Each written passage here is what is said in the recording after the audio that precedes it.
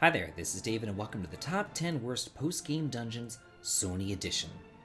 Post-game dungeons are a relatively new addition to RPGs, and while some are good, adding much needed story about the world after the final boss is defeated, or fleshing out your character's backgrounds, most of them are just an excuse for tedium and grinding. Here, we're going to be looking at the worst post-game dungeons for Sony systems, and if you've missed the other worst dungeon videos, look for the links in the video description, and let's get started. Number 10. Sphere 211 of Star Ocean 3. Say hello to Tri-Ace viewers, because we're going to be seeing them a lot today. Do you want to know why this place is called Sphere 211? Because there's 211 floors in this hellhole, and just to enter it you have to pass through the 100-floor maze of tribulations and defeat Gabriel Celeste. Then, once you finally made it past that, you'll be able to come inside only to find that most of the treasure chests are empty, and there's a super boss waiting for you roughly every 10 floors. Thankfully, there is an elevator at the end of each floor, which you can use to skip around if you so desire, but I almost feel like Tri-Ace is taunting you with that, because if you skip any of it, good luck defeating the Ethereal Queen. I mean, have these people seriously never heard of the age-old adage about quality over quantity? Number 9. Zhonecage of Tales of Grace's F. It wouldn't be a Tales game without a pain-in-the-ass EX dungeon, would it? The Zhonecage consists of 10 floors each with its own boss, and in order to get to the next floor, you have to give an item as an offering that's worth over a certain amount.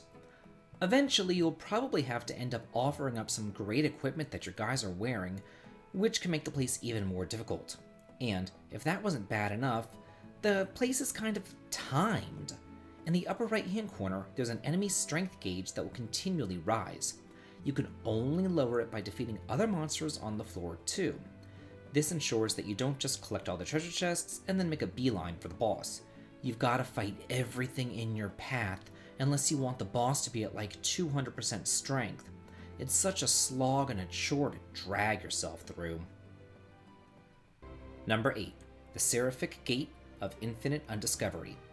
Here Tri-Ace rears its ugly head again. They seem to have a knack for designing completely unfair, ridiculously long, and super boring post-game dungeons. Oh, and if the name sounds familiar, that's because it's the exact same name as the post-game dungeons from the Valkyrie Profile series. Also, I am cheating a bit and adding in an Xbox 360 game, but I don't care. The two systems might as well be twins, and this place is so bad that it needs to be publicly lambasted. The Seraphic Gate consists of 17 floors of recycled dungeons from the original storyline, except with added death. The random encounters are outright ridiculous, and many of the floors also have a super boss waiting for you, which is pretty much just a powered-up clone of a boss that you've already fought. Halfway through, you'll actually get a save point, which is kind of a strange reprieve for Tri-Ace because they never have any save points in their god-awful dungeons. Number 7. The Chrysler Building of Parasite Eve. Who here wants to do the same thing over and over and over again 77 times? No one? I thought so. Well, here we have a dungeon that's bound to make you go a bit crazy. Every single floor has a storage room with a bunch of treasure, an elevator, and an exit. That's it. And they're all randomly generated. We know how much I just love that. So basically you'll be running, or scratch that, walking, because I is slow as hell, all over the place looking for the storage room, then making a beeline for the exit. Getting through the entire place could take you just as long as it took you to beat the game in the first place. It's like 10 hours for the main game and another 10 just for this tower. It's just long, tedious, and repetitive. There's nothing fun to be had here. Number 6. The Abyss Replica Facility of Tales of the Abyss. How do they come up with these dungeons that have their own rules? They all just suck. Firstly, you can only access this dungeon if you're on a New Game Plus, and then you have to be right before the final boss. Who has time for that? Anyway, a digger's going to join you here, and it's his job to excavate the rocks that are in front of you. But you have to pay him to do so, which can get really costly and put a damper on your exploration. If that's not bad enough, He also has a health bar that you have to manage. If he runs out of health, girl, bye. And to make matters worse, he digs so slow that enemies will ambush you constantly and there's nothing that you can do about it. And don't forget that you have to destroy all the replica machines scattered about. It's not just a straight shot to the exit. At least they do give you some kind of a map so you don't get too lost, but this place is still the pits. Number 5. Mysterious Unison of Eternal Sonata. Spoiler alert! Upon entering, you'll be greeted by a former party member who was thought dead, and they send you on a quest to find soul shards scattered throughout the 13th floor dungeon. However, the monsters encountered here are like impossible hard. Also, the developers took the tri-ace route here and decided that save points were a big no-no. So if you get slaughtered by one of the 13 bosses, get ready to start it all over again. If you do beat it though, you get a decent reward. That formerly dead party member will now be alive and permanently join up. Which leads me to another question. Why is it that the vast majority of these post-game dungeons don't even give you a good reward for completing them? Like, you'll fight the hardest boss in the game and it will drop the most powerful sword, but what's the point? You've already defeated everything anyway. Number 4. The Abyss of Wild Arms 3.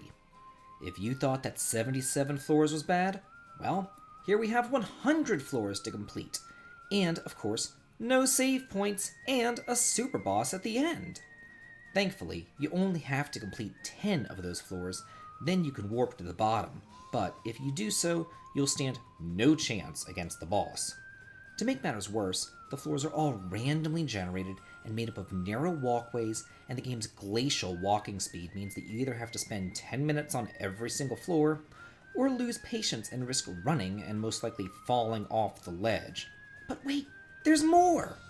Some of the random enemies have spells which you can warp back to the first floor. Can you think of anything more rage-inducing than getting to like the 82nd floor or something, then getting warped back to the first by some random encounter? What was going through their heads when they made this place? Number 3. Seraphic Gate of Valkyrie Profile 2. Looks like Tri-Ace strikes again. Just look at this map! Like, holy hell! This would be bad enough in a normal RPG, but this is action-based, with tons of jumping, platforming, and aiming for teleportation. It's just the worst, and if you're horrible at platforming like I am, you might as well not even try. I can't even get basic jumps on the first level, let alone crap like this. To make matters worse, there's only one save point, of course, at the very beginning, so if you want to save before tackling the final boss, get ready for tons of backtracking, then platforming hell again.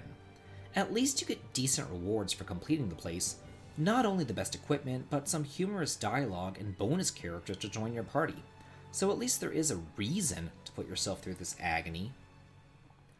Number 2. Via Infinito of Final Fantasy X-2. Also known as 100 floors of pure, unadulterated hell. Whereas in Star Ocean 3 you could use the elevator to skip floors, here you're stuck doing all 100 of them. And every 20 floors feature a boss battle against your old friends from Final Fantasy X who died and turned into a fiend. So at least the place does give you some sort of storyline and backstory, unlike many of the other dungeons featured on this list.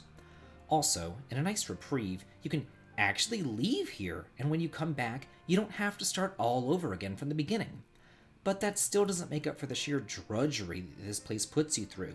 It's just the same thing over and over and over again, with oversold enemies swinging from the rafters and Mega Tonberries happily wandering the floors in real time, ready to slaughter you. Oh, and in case you're wondering, no encounters has no effect here. And finally, number 1, the Wandering Dungeon of Star Ocean 4. Tri-Ace, go away! No one wants you here! But what can I say?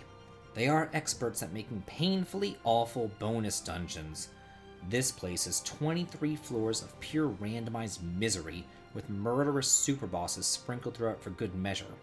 The worst thing is, though, is that you don't just find the stairs to get to the next level. Oh no, that would be far too easy. Here, the prerequisites to get to the next floor are also randomly generated. You have to do everything from getting key items dropped by monsters, destroying elemental crystals, or defeating all the enemies on the floor. Then, to make matters worse, every other level requires you to have a doll to proceed. So how do you get said doll? Well, you fight a super boss, of course, and it's gonna take you all damn day to get through here too, and when you finally get to the top, get ready to die a horrible death to the ethereal queen. Well, that's it for the top 10 worst post-game dungeons, Sony Edition. I think that pretty much covers it for the worst dungeon series, but which dungeons did you hate the most that I haven't covered yet? Let me know in the comments, and I might include them in a Worst Dungeons fan contributions video. This has been David. If you like this, please like, comment, and subscribe, and have a good day.